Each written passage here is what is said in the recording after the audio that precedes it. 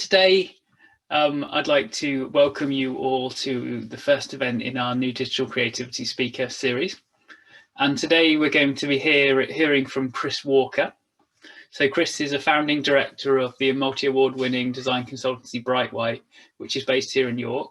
So Bright White's work brings together cutting edge interactive and immersive technology with storytelling in museums and the heritage sector. And I'm excited for you all to hear about some of the amazing and innovative projects that Chris and his team have created over the years. So today, Chris is going to give his talk and then there'll be a chance for questions. So for the questions, if you could please type your questions into the Q&A chat box that you should find at the bottom of your kind of Zoom user interface. And then what we'll do is we'll field them at the end as part of a Q&A session. So now I'd like to pass over to Chris for his talk. Thank you very much, John. It's a pleasure to be here. Thank you very much for asking me. And just to say a little bit about Bright White, we are based in York. We've been working from a variety of different attics and things like that since 2004, but we're currently on Swinegate on Silicon Alley, just along the road from Viridian Effects in the sort of shadow of the Minster. And our company title, what we do really is called interpretive design, and it's a difficult term to explain to people. So we've been working on that quite a while now, trying to work out and boil down, work out exactly what it is that we do so that we can talk to people who don't know the industry terminology. And what we do is we help individuals and communities to tell their story. Usually for cultural reasons, usually trying to create some kind of attitudinal or behavioural shift, and hence the visitor centre and museum work. And I'd like to share with you today 3 projects. I'll go into detail in one, but mention another two because I think it helps to understand what it is that we do and how creative technology really has kind of, become like one of the most important tools in our arsenal in terms of communication with visitors and with the public. So I'll just try and share my screen. Let's check that this works. Okay. Can everybody see the Bright White title? Is that? Great. Okay, so the first project, the reason that I mentioned this one, the engine shed in Stirling in Scotland, is because I think it's a really great example of how blended the different forms of media need to be in our work. So what you're looking at here is a refurbished building. It was an old engine shed for repairs, and it was taken on by the government agency, Historic Environment Scotland, who've got a mandate to protect traditional Scottish building techniques in order to protect Scottish identity and culture, and pass down these skills in traditional building techniques to help people to look after the buildings that they live in or that they've bought or that they're the stewards of. And right in the middle of that space, you can see a large map of Scotland. It's absolutely enormous. It's something like 10 meters by 7 meters. And as beautiful as that is as a thing, you can see individual properties. I've got all across all of Scotland on there. So even without any kind of assistance or augmentation, that's an interesting kind of a feature there. But what it really is a augmented reality marker. Landforms and coastlines are excellent augmented reality markers because they're so random. There's no pattern repetition in them. So for all the different kinds of visitors here, that can be from primary school students up to experts in their field, and they do have a lot visit to gin up on the latest conservation techniques. They're given an iPad at reception. And when they walk around this huge map, they can choose the lens through which they want to explore Scotland. It might be that they want to look at, for school kids, what are the 50 oldest buildings in Scotland? For architects, it might be which are the 50 most distinctive buildings around Scotland, or you know, how does architecture change around Scotland? Because you've got this digital device in your hand, you then have agency to control what you're looking at. And so you can find, unusually for this kind of setting, primary school kids and experts in the field looking at the same thing, but actually getting completely different content out of it. That's one form. Right at the back of the shot, you can see what looks like a cinema. It is a small theatre. Just above the seats, you can just see there's like a folded door. That's a skyfold door. That comes down and is a projection screen on the inside, where we use a blend of different films there. Some are traditional 2D films, some 3D films for good reason, because they're showing off, Historic Scotland are showing off this technique they've got of using LiDAR scanning of buildings in order to understand the degradation and keep going back and compare movement of walls. And just to give you an example of how useful that technique is, Glasgow School of Art, their only Macintosh building was surveyed using that technique before the fire, and it's being used in order to reconstruct the building brick by brick. Around the walls, you've got a more traditional kind of display of objects and materials. It's a lot about materiality, graphic panels, physical interactives, and lots of things to do. And all of these different media come together to create a really immersive communication strategy, where recognizing that different people learn in different ways, you can deploy a whole range of different media in order to achieve your communication goals. So there's practically every different type of medium in there, in that one space. The project I want to just go into detail on, it's the Battle of Bannockburn Visitor Centre in the city of Stirling. Absolutely beautiful city, gateway to the Highlands, extremely important strategic point going back in history. And our concept for this centre was, sorry, the topic, of course, was the Battle of Bannockburn. It was the 700th anniversary of the battle in 2014. And our concept for this was to put the audience into battle against each other, to use gaming technology at the core of a visit in order to get people to think about medieval warfare in a way that they wouldn't necessarily by being passive observer. So highly unusually for an interpretation centre, at the centre of a visit, right in the middle, the kind of apex that you're building to, you're actually going to play a 30-person simultaneous battle simulator game. But there's a build up to that, which is important. So we start off, we know we want to get people into battle, but when they arrive on site, prior to them arriving on site, there's a build up. So there's lots about Bannockburn on the website, so dropping hints about what people might find, starting to introduce these sort of themes and topics that we're going to be building towards as we move through a visit. The key part is people's first impression, what sets the tone there. So, well, that's one form of creative tech in web. Then when people arrive, we don't know for sure that they've experienced some of these build-up materials. So we put them through a prologue, which is a sort of potted history. What happened in the relationship between Scotland and England that led to the fact that tens of thousands of people were facing each other on an open field with lots of sharp weapons in their hands. And we use for the prologue theatre techniques. So it's a small theatre based on a Victorian paper theatre, but all the action in it is digital. So the presentation was made using Unity, and it was modelled such that the curtains draw, they're digital, the characters are digital. The only thing that you're seeing in that image now, which isn't digital, is the proscenium arch.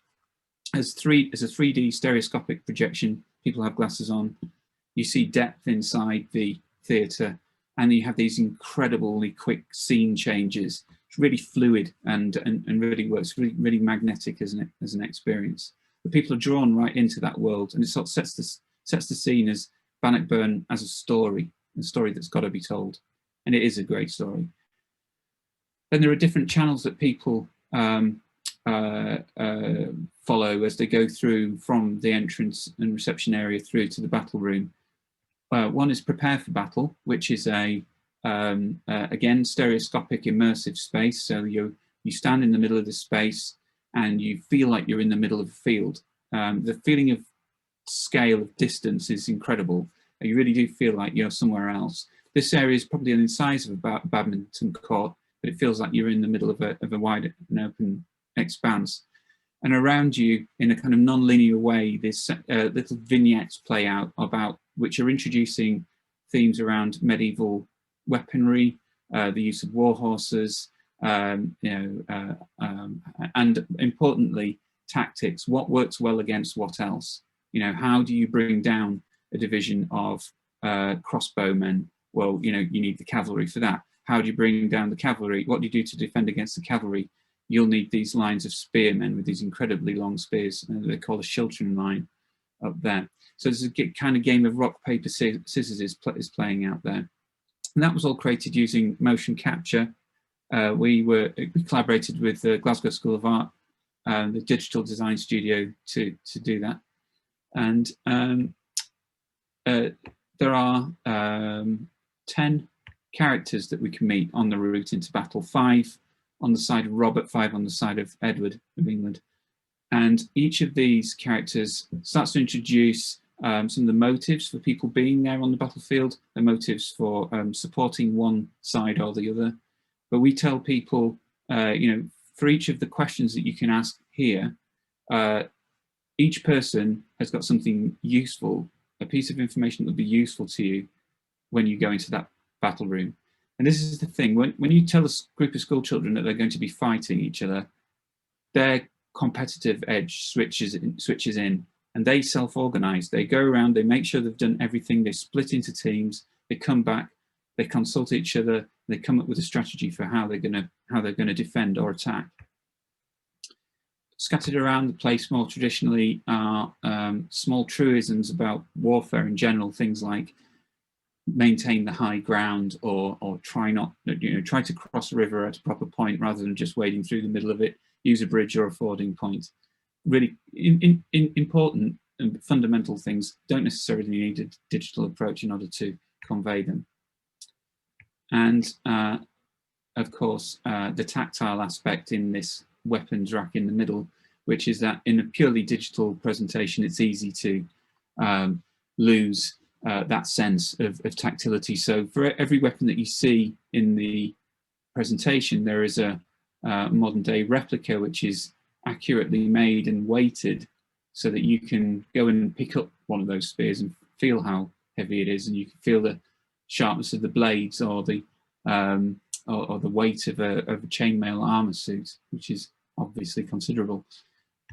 And there we go. There's an image of the tactile aspects. So then we're into battle, and this is a 3D surface, projection mapped surface, projectors in the ceiling above, looking down onto this specially made surface, which has been created by using LiDAR data, aircraft scanning data over the terrain. So this really is a story about control of the terrain, how to deploy your forces in order to use the terrain for an advantage in a military conflict. And this a surreal map where you're not quite sure whether it's digital or not.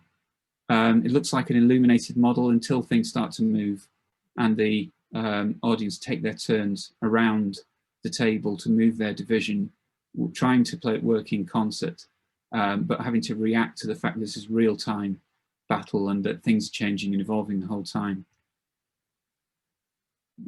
And we have the ability to lock that LiDAR data to modern satellite images of Stirling, city of Stirling, so that we can see where in today's battle that action actually played out. It's underneath the shopping centre or it's outside the train station.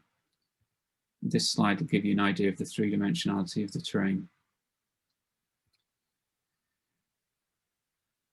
So we don't force a result. We let the game play out. We don't stack the odds in one side or the other to reflect history. We let the teams play out, and they know that it's clear to them that the English army is twice the size, is far better equipped, and has a far bigger cavalry. But still, they're in the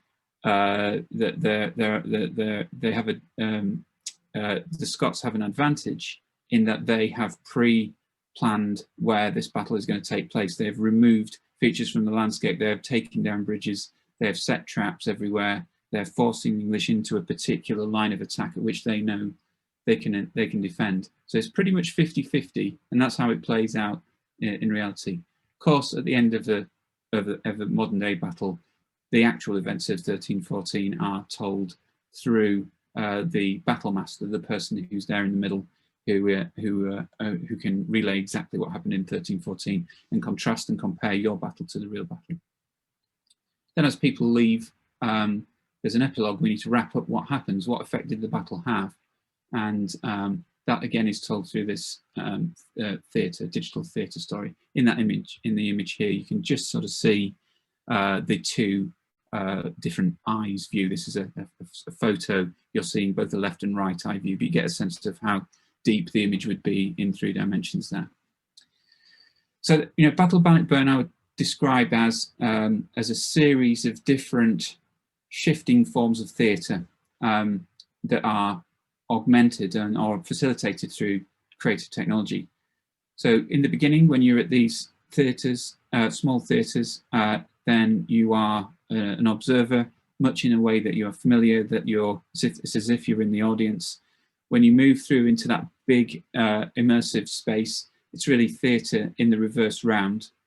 And then when you go into the battle room, really, well, you become the actor there, you become the protagonist. It's your turn, this is your stage, and this is how you're going to play out in that theatre of war.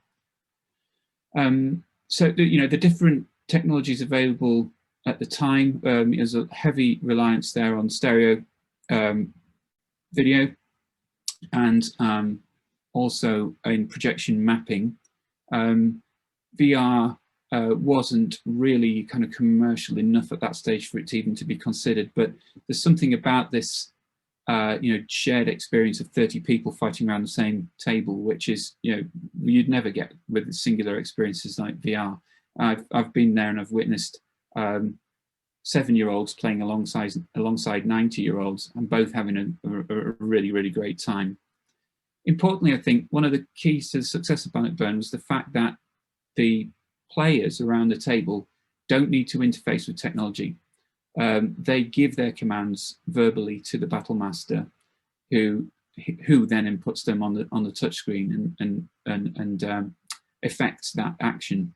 So removing the kind of need for an interface or learning curve for an interface had 2 main tasks. One, I think people could onboard onto it extremely rapidly, and secondly, it didn't distinguish or differentiate or penalise anybody depending on their age or level of familiarity with computer games. It was a game.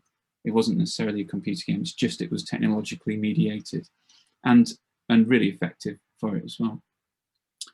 Last project I'd like to mention. I've just got a short piece about it, but we've just finished this. This is an evolution of an earlier project where we're using an unusual kind of non-linear storytelling technique to help tell individual stories. And in this case, it was funded by Innovate UK. It's quite a major project, and the person that was chosen to interpret, or whose story to tell, was the American musician Nile Rodgers. So our team, in combination with our collaborative partners, FHL and Manchester Metropolitan University School of Digital Arts, developed a series of about 300 or 400 questions to ask Nile, based on research and based on what the public want to know about him. And then we filmed him for VR over 2 days in London, just before the first lockdown happened. And by using a really sophisticated capture system and editing system, we were able to create these like 300 or 400 individual clips of Niall answering these questions. And then the experience, which I know some people from DC Labs have very kindly been involved in the alpha testing for this. The experience is that you pop the VR headset on, you're in a space, Niall comes to you, sits down, plays for you, and then you can ask him questions. And you, prior to that, there's an onboarding experience where you can choose which questions to ask him. So that involved a really sophisticated machine learning to be able to understand what you're saying, because you ask the questions with your voice and match that to the questions that we asked Niall, or the answers that he gave. But also, not my words, MMU's evaluators' words, but we've created a best-in-class representation of a human in video in VR. So we used 8K filming, 2 8K cameras pointing at Niall, and from that we were able to extract stereo image used in VR, and Niall really feels like he's right there in front of you. And when he plays, it's absolutely magnificent. I've got a short video which I hope will play, which is from London Tech Week. So please excuse the London Tech Week branding on this, but let's see if this works. I've got my fingers crossed.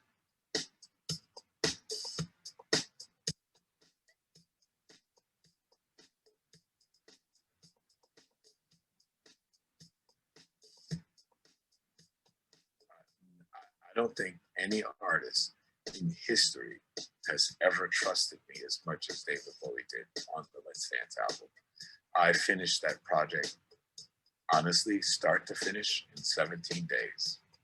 On the 18th day, Niall partied. I was gone. Good times. Good times. Yes, good times.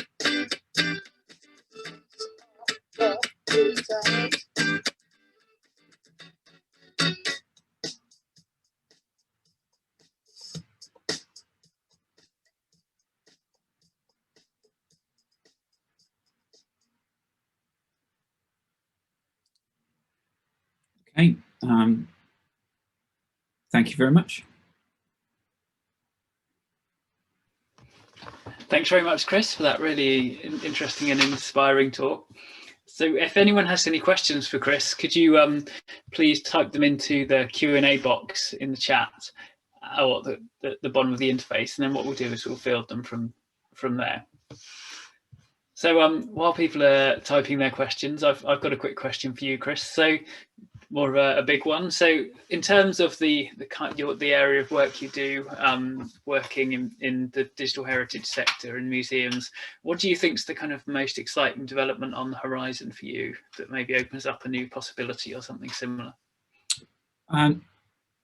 It's probably not what you imagined, but I think the thing that's got me really excited at the moment is a new data format for digital objects in collections around the world, which is taking more of a kind of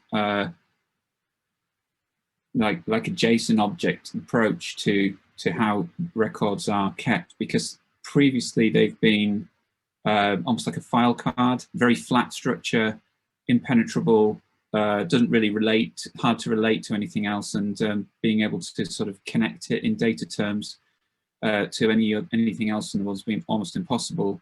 Whereas there are now new standards which do seem to be actually following directly the lead from sort of modern data practice, web data practice, which are just opening up such massive possibilities. And it looks like we are going to get an international standard for it as well. So how that's going to affect, especially considering the last 12 months and how much more kind of, it's kind of become the case now where interpretation is no longer kind of, digital interpretation is no longer a kind of sort of companion to a visit. It's now really, we're looking at schemes at the moment where really you're taking a digital interpretation approach, which probably belongs on the web, and bringing it into the building and saying, well, what is it about that could benefit from being in a space? So that's got me really excited, because I think it's got the potential to open doors far and wide, and see things, and be able to bring digital assets into all sorts of different creative technology productions in interesting ways, dynamically as well. There's also just to add, I think, you know, machine learning is incredibly exciting, as you know, John. You know, the potential applications, even on the project that we're working with you on with Science Museum Group, the ability to tailor a message or the delivery of content to audiences better based on machine learning techniques is super exciting as well. Thanks. I'd certainly agree on that.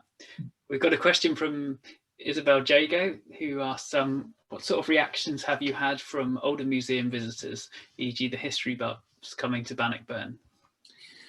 It's a very good question. There's this sort of rule in interpretation that you have to bring your existing audience along with you, and that sometimes means that to create kind of, you know, noticeable step change in approach, that makes that very hard. And the way that Bannockburn and the National Trust for Scotland approached that was to make sure that they run a significant series of talks and lectures and unpackings quite frequently there, making more of a conversation about the history. Frankly, I think a lot of the information that used to be in the visitor centre prior to the redevelopment could easily now be on the web. It was images with words, really. Why do you need to visit a place in order to read that? You didn't. Today, you'd probably be better walking around the battlefield itself, reading that on your phone. But there's, yeah, there definitely was a bit of a disconnect there, but I think it was a purposeful decision by the National Trust for Scotland in order to do that. They wanted to create a step change. It was all part of their 2014 explosion of kind of, ambition around the independence referendum as well. A battle lasts about 25 minutes in total, including onboarding and offboarding. We've got a nice question from John Swords here, who's one of the Exile Stories researchers. So how was it working with heritage practitioners? Were there any challenges, and did it bring any particular advantages, etc.? I probably need a bit of help understanding exactly what you mean by heritage practitioners, but I'm going to assume, and please do put it in the chat, but I'm going to assume you mean curators and academic historians there. They're critical, absolutely critical, and we absolutely rely on any project, regardless of its subject, having an academic advisory panel there. And they are, I would say, argue, part of the creative team as the project develops collaboratively. They've got lots of experience. They're very good at the kind of like peer review, tire kicking, and by the time that you've got a concept or a scheme fleshed out, it's already been tested by that academic panel to the point where it holds water anyway. So we find that incredibly valuable. Like any situation, you will find that there are characters, and you'll find that there are other agendas slipping in. But I mean, on the whole, and by massively, we really appreciate and really enjoy working with heritage practitioners. If John Swords, if you do have a different definition of heritage practitioners, just please just pop it in the questions, and I'll answer that question more fully. Got a question here from Debbie, which is, what would you say are the greatest barriers between audiences and current digital engagement in museums?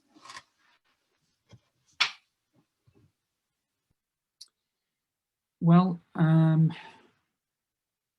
I think I would give a different answer to that now than I would have done a year ago. We've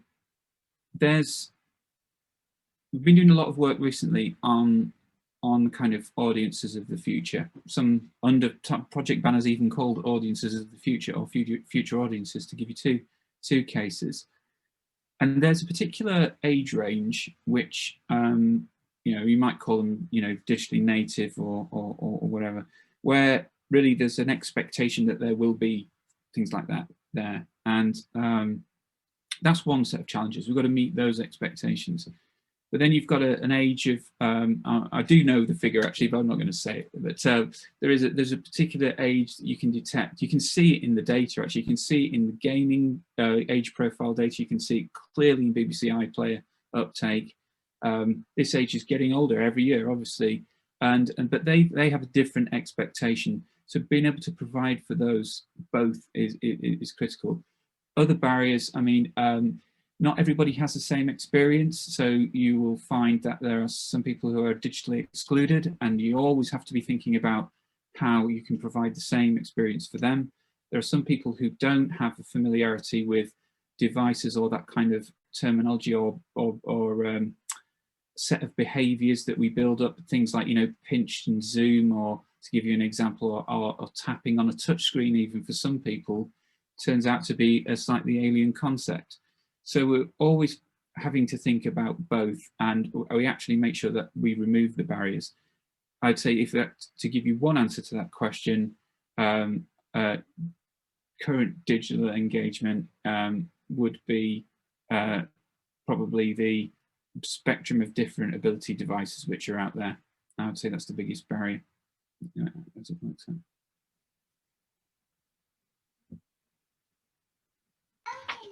So a question from Iona. So do you think it'd be useful to include typing for accessibility reasons of the questions to Nile Rodgers, or do you think it would negate the whole purpose of the experience? The Nile Rodgers experience is actually two different experiences. I've focused on the VR version, that does rely on being able to hear Nile. You don't have to be able to see him, but you do have to hear him. Otherwise, you can't communicate. And its sister project is actually a web version, which is launching in about 3 weeks' time, which is gold standard for accessibility, tapping into all the different assistive aids that there are. And yes, definitely typing is clearly one of the options there. Yeah, good question. Thanks very much. I'll keep firing questions at you if that's all right. So there's quite a few. A question from Toby. To what extent do you need to plan around maintenance, robustness and use life in your designs? Yeah, right from the beginning. Yeah, it's the difference between something that's good design and bad design, because cultural organizations are pretty good at getting hold of capital investment and capital money, capital funding, but it's been traditionally extremely hard for them to get hold of management or revenue funding. So even in that capital stage, we need to be being extremely clear in written down, documented terms what the implications going on are for for maintenance, for you know, keeping software evergreen, and support, you know, supporting replacement of, say, screens, and resolutions change, things like that. So we plan now, even at the feasibility stage of a project, a digital strategy going forward for that, which looks at 12 months, 5 months, sorry, 12 months, 5 years, 10 years, with a replacement somewhere between 5 and 10 years. It's expensive. It is, there's no doubt about it.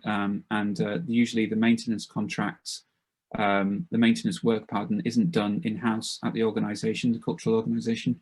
It's done through an external contract. So quite often you'll find the audiovisual integration company who supplied the hardware in the first place is signed up to maintain that hardware and keep it up. Similarly with the software as well, we're learning now.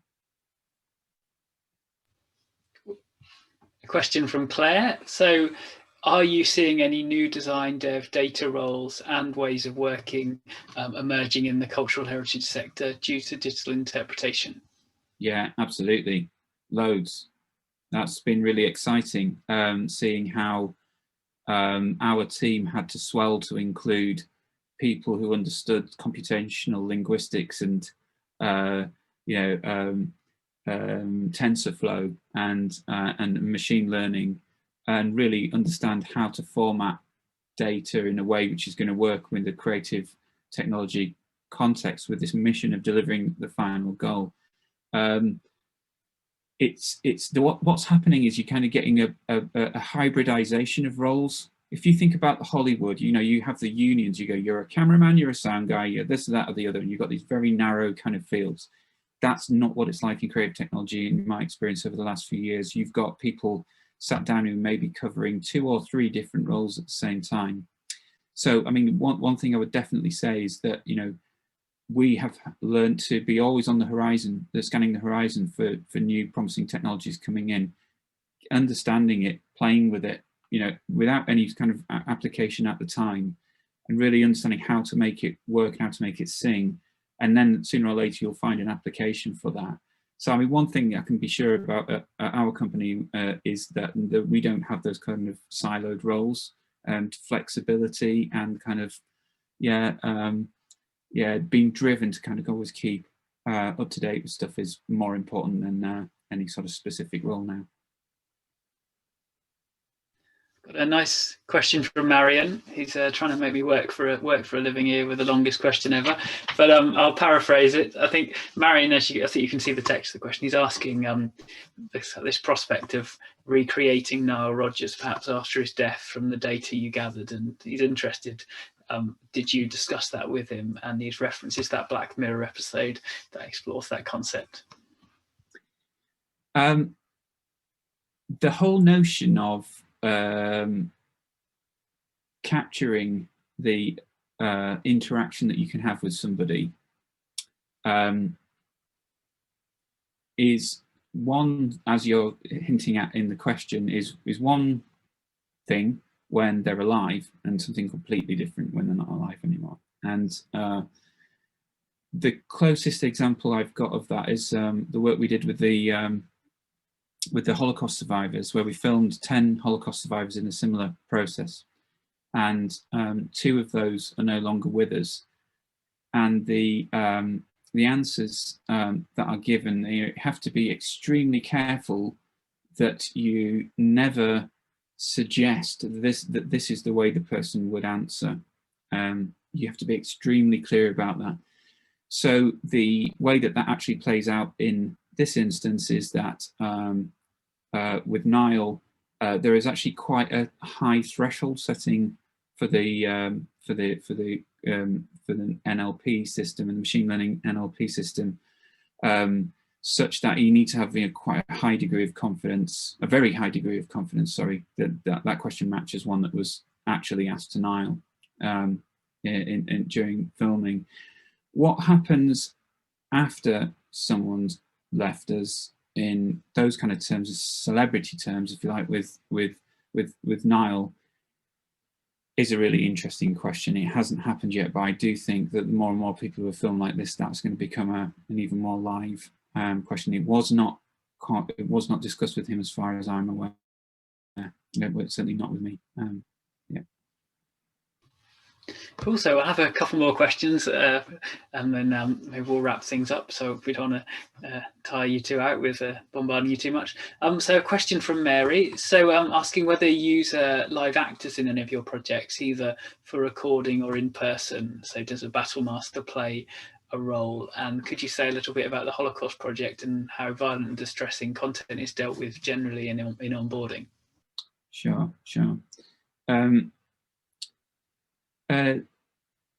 We do use live actors, yeah. Generally speaking, we will never use an actor if the person themselves is still alive. Authenticity is key, but authenticity is not always possible when you're talking about battles of 700 years ago, for example. For Battle of Bannockburn, the actors were actually motion actors and voice actors. The visages and the appearances of the cast, if you like, were 3D models so that we could work with the academic historians in order to fine-tune and hone and have control going into the future about their appearance. So, for example, if something's discovered, which happens, that changes the sort of common understanding about appearance, then we do have the ability to go back in and reskin. We wouldn't have to reshoot that, which would be a problem. The Battle Master does play a role. The Battle Master is they're in your universe, but they've got a foot in the other universe as well. They play a role of facilitator, or if in the kind of hero's journey circle, mentor. And living interpretation is the most effective form of interpretation. You find that living interpreters can look at a person and superhumanly kind of figure out exactly what their query is about and be able to deliver something to them which is not only informative but puts a smile on their face and keeps them engaged. Critically important. Bannockburn would not work as an automated experience, full stop. The Holocaust Project and how violent and distressing content is dealt with. With the Holocaust survivors, you have to see it in context, which is that you're at the National Holocaust Centre and Museum, and that has different pillars to the delivery there. There's an exhibition, there's the ability to speak to a survivor or speak to a virtualized survivor in some cases, but there's also the memorial grounds as well. So your arrival into the topic is a beautiful one. It's a contemplative space, it's a rose garden. You kind of work your way towards the kind of core and the hard part there. So the kind of contextual framing of that is largely dealt with by your journey on the way in. However, the survivors themselves also recognize exactly what you're talking about, and they start their story, they tell their story, which is usually about 45 minutes long or so. And they start at the beginning, they're their earliest memories, and they are generally speaking to school children. So they will talk about their memories when they were young, and slowly they kind of ramp up the jeopardy and the fear and the situation that they face. So that all that together, they're very skilled storytellers themselves. They've told it so many times, they know what works and they know what doesn't. Yeah.